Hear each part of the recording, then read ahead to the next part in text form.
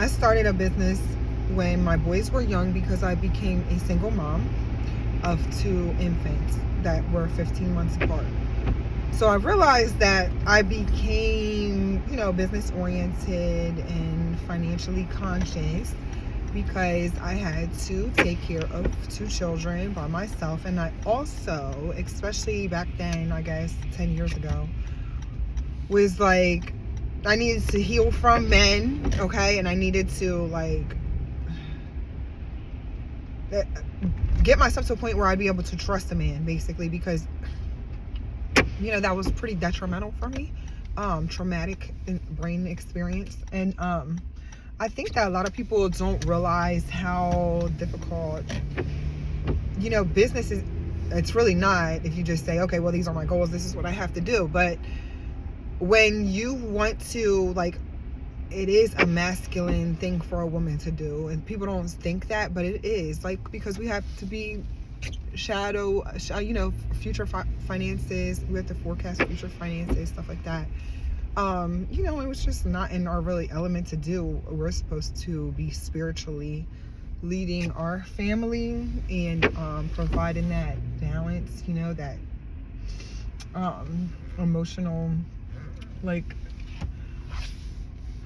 balance. And I think that I talk about business because it's not that hard to do. It's not difficult. It's really kind of black and white. There's not a lot of gray there. It's this is what you should do. This should probably be your best course of action for you to make money and earn money for your family, etc., etc. So I did that in my past. I do that right now. I have a business. I have a good net worth, and I have pretty good for retirement because I can hit the goals of being able to be the mom that I want to be, the stay-at-home mom, the over loving mom, the mom that helps guide them and stuff like that, kind of get them into vacate. We're gonna take a month-long trip to Puerto Rico this summer just to explore our world and get off the games and get out of the society norm, so things like that I always wanted to give my kids, and I'm gonna be able to do that now.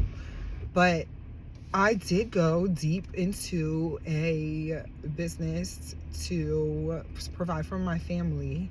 And then it was even harder for me to relate to other people because not a lot of people own businesses. So that was the best thing that I could do for myself at the time at 25 years old, especially because I was I was not interested in a man coming in and taking care of me because, number one, I had two kids that I was afraid of allowing somebody else in their life, I guess. And I was also afraid of, if that person would negatively influence my kids. I believe that a lot of people, you just really don't know what you're doing at that point in time. And plus, society puts such a bad, oh, single mom. So I just said, well, I'm gonna just get a bunch of fucking money. So you're a single mom with two kids. How does that happen? I literally bought a man's business who had no succession plan. Older white man who was 60 something at the time. No succession plan. Bought his business with private money. And he literally told me he said, Will, how did you end up not married with two kids? Use your imagination, sir. Just use your imagination. That's what you want to do. So I think it's just interesting how society is, it's true, it's there, it happens, so society does look down on single women with kids, even though most of the time they would have to stay in a relationship with a piece of shit ass man to just say, hey, I am married with kids, like our mothers before us. So yeah, I guess I'm just reflecting off the age that I was and how I went in and started business, figured it out because I had goals in mind, and it happens, right?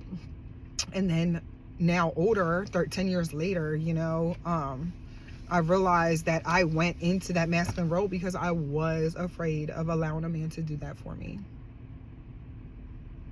Because of the disappointment. Seems like it'd be easier for me to just go do what a man is supposed to do than to try to find a man that knows what the fuck they're doing. That's a shame.